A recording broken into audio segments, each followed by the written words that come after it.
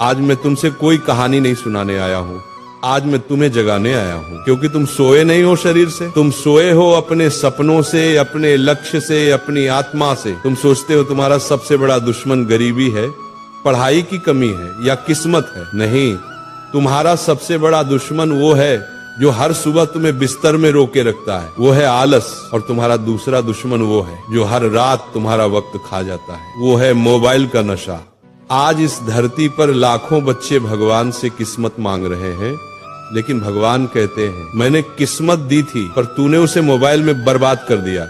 याद रखो, जो मोबाइल तुम्हारे सपनों तक पहुंचने का जरिया था, वही आज तुम्हारे सपनों का कब्रिस्तान बन चुका है। तुम्हारा एक 5 मिनट और तुम्हारी जिंदगी के 5 साल छीन लेता है। और वो आलस जो तुम्हें कहता है कल से करूंगा, वो तुम्हें उस मोड़ पर छोड़ देगा जहां कल कभी आता ही नहीं। सफलता और असफलता में फर्क बहुत छोटा है। सफल इंसान वही है जिसने अपने अंदर के आलसी राक्षस को मार दिया, असफल वही है जिसने उसे दोस्त बना लिया। आज मैं तुम्हें 3 ऐसे दिव्य सूत्र बताने वाला हूँ, 3 ऐसे ब्रह्मास्त्र जो अगर तुमने आज से अमल में लाए तो न सिर्फ तुम्हारा आलस मरेगा, बल्कि तुम्हारा मोबाइल तुम्हारा सेवक बन जाएगा, मालिक नहीं।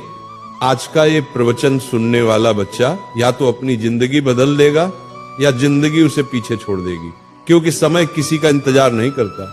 पहला सूत्र, मन का स्वामी बनो, दास नहीं। मोबाइल बुरा नहीं है, लेकिन जब तुम उसके गुलाम बन जाते हो तब विनाश शुरू होता है। मोबाइल तो एक औजार है, पर जब औजार इंसान को चलाने लगे तो समझो विनाश निश्चित है। तुम कहते हो थोड़ा रिलैक्स करने के लिए खोलता हूँ, और फिर देखते देखते 2 घंटे निकल जाते हैं, तुम्हें पता भी नहीं चलता। और तुम्हारा ध्यान, तुम्हारी ऊर्जा, तुम्हारा समय सब उस स्क्रीन के भीतर कैद हो जाता है। सच्चाई सुनो, मोबाइल ने तुम्हें आलसी नहीं बनाया, बल्कि तुम्हारे मन की कमजोरी ने तुम्हें मोबाइल का गुलाम बना दिया।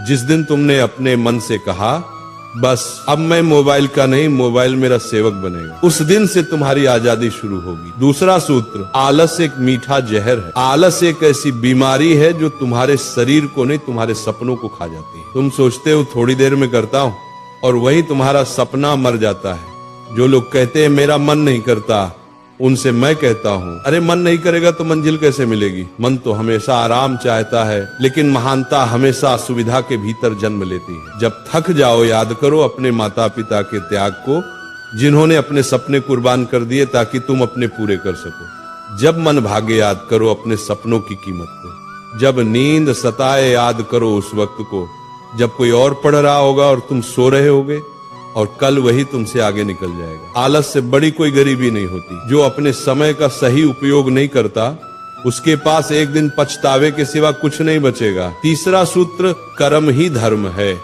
बच्चों, अगर तुम सच में बदलना चाहते हो तो रोज सुबह उठकर सिर्फ एक संकल्प लो, आज का दिन मैं अपनी मंजिल के नाम कर दूंगा।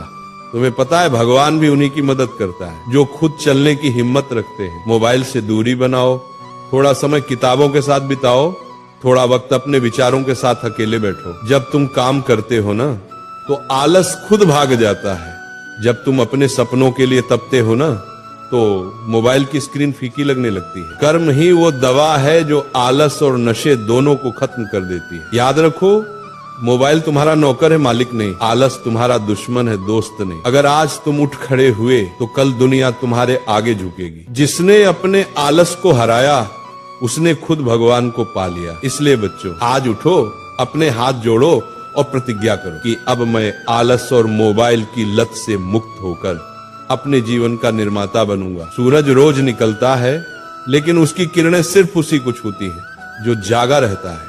अब ये तय करो, क्या तुम उठने वालों में हो या सोए रहने वालों में।